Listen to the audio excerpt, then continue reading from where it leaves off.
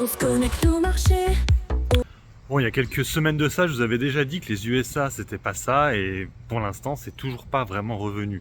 On le notera là déjà encore hier, un vendredi, ça a fini en forte baisse, que ce soit le Nasdaq, le Dow Jones, et il sous-performe complètement notre indice à nous, le CAC 40. Alors en plus, il faut savoir que du coup Trump, par rapport aux taxes et droits de douane, tout ça, il va certainement annoncer de nouveaux pays à partir de la semaine prochaine. Alors, on sait pas trop ça va être quoi, l'Europe, l'Angleterre.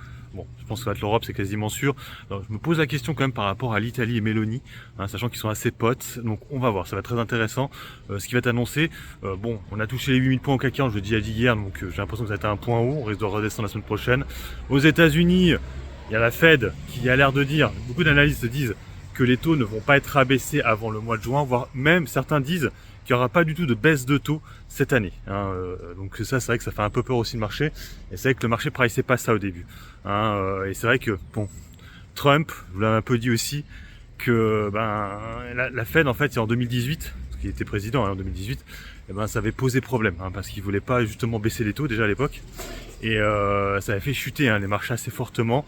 Au CAC 40, c'était en novembre 2018. On était passé, là je parle du CAC 40, on était passé, je sais pas, on était à combien? On était à 6000 quasiment, on avait perdu quasiment 700-800 points suite à ça. Et après, bon, l'année d'après, on était remonté assez rapidement. Mais bon, attention à ces histoires aussi de taux qui pourraient ne pas bouger du tout et qui pourraient poser problème à Trump et compagnie.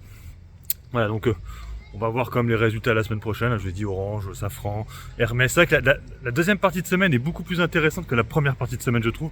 Parce qu'effectivement, vendredi, on a Safran et Hermès qui sont quand même des belles valeurs, mais ça pourrait comme décevoir. Donc bon, on verra. En tout cas, pour l'instant, c'est un peu compliqué. On a vu aussi les crypto-monnaies se sont bien pété la gueule ces derniers temps aussi. C'est un peu chaud là. Le Bitcoin, on a 95 000, c'est ça qui baisse le moins. Par contre, les autres, il y a des moins 20 sur beaucoup de dossiers. Que ce soit le Solana, on est repassé sous les 200$ et compagnie. Donc on voit que c'est compliqué en ce moment de gagner de l'argent. Pourtant, il y a Trump. Comme quoi. Allez, sur ce, moi, je vous laisse. Bon investissement, bon trade. Ciao, ciao.